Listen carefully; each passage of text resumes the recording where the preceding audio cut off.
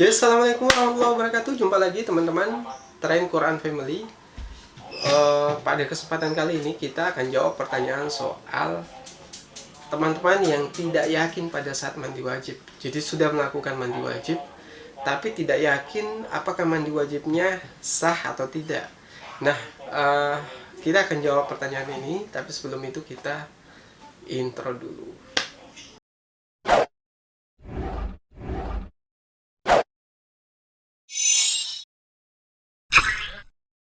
Oke, teman-teman Tren Quran Family, bicara soal tata cara mandi wajib yang benar dan sah bagi laki-laki atau perempuan, atau cara mandi haid, cara mandi junub, dan lain sebagainya.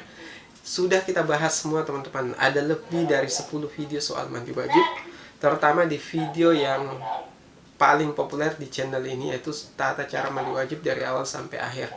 Nah, sekarang saya mau menjawab pertanyaan teman-teman soal tidak yakin pada saat mandi wajib. Jadi teman-teman sudah mandi wajib, sudah wudhu, sudah membasahi semua tubuh, tapi tidak yakin apakah mandi wajibnya sah atau tidak. Nah, pertanyaannya teman-teman, saya mau sampaikan dulu bahwa dalam tata cara mandi wajib itu tidak hanya satu mazhab. Ada mazhab Syafi'i, Hanafi, dan lain sebagainya. Nah, kalau di Indonesia itu lebih banyak berpegang pada mazhab Syafi'i. Sedangkan mazhab Syafi'i, rukun mandi wajib itu hanya ada 3. Yang pertama niat mandi wajib.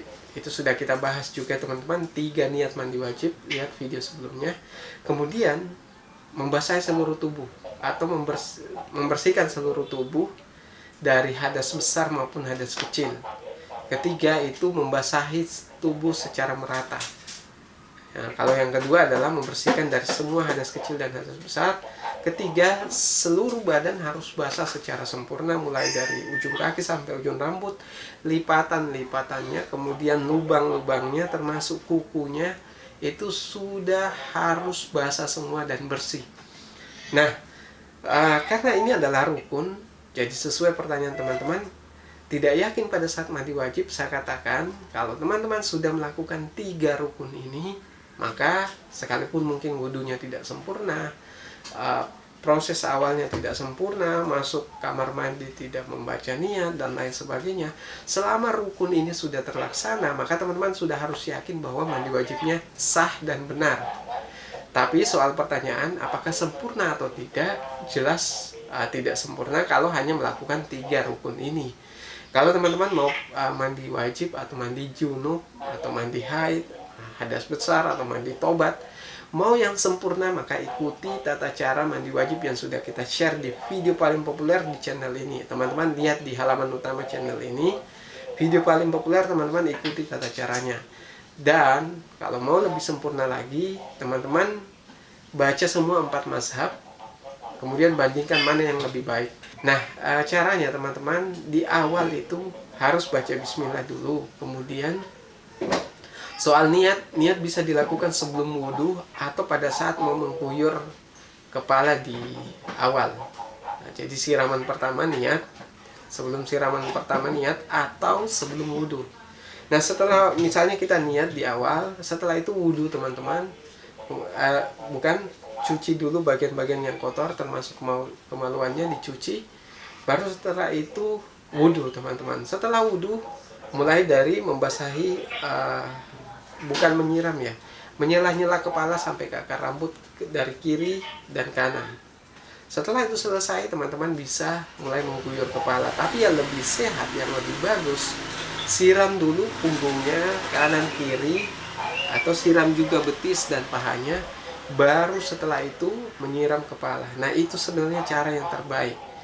Kalau teman-teman sudah melakukan itu, kenapa harus menyiram pundak, betis, paha dulu? Itu untuk menghindari teman-teman terkena stroke di kamar mandi. Dan itu banyak sekali kasusnya orang yang meninggal di kamar mandi karena salah penerapan pada saat mandi.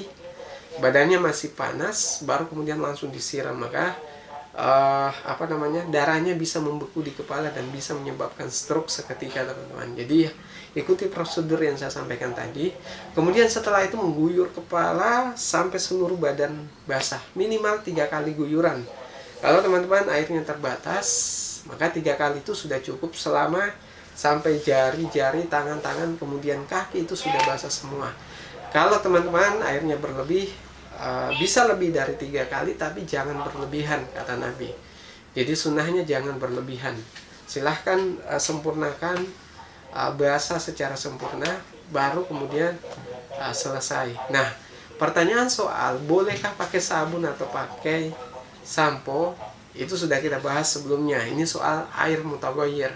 Air mutaghayyir itu air yang tidak murni lagi. Jadi teman-teman misalnya mandi wajib disiram sekali belum basah semua, sudah langsung pakai sampo, itu sebaiknya jangan. Lakukan sampo atau sabun setelah sempurna basah selesai mandi wajib. Karena apa? Kalau teman-teman pakai sampo belum basah semua, maka air itu akan bercampur dengan sampo. Jadi air yang teman-teman gunakan itu bukan air yang murni lagi, bukan air yang suci dan mensucikan lagi, tapi air yang sudah bercampur atau mutaghayyir. Jadi usahakan setelah mandi wajib sempurna baru kemudian pakai sampo dan sabun. Nah, itu yang bisa saya sampaikan teman-teman. Kalau ada pertanyaan silahkan komentar di bawah. Kalau suka video ini silahkan share ke berbagai sosial media. Sekian dari saya. Assalamualaikum warahmatullahi wabarakatuh.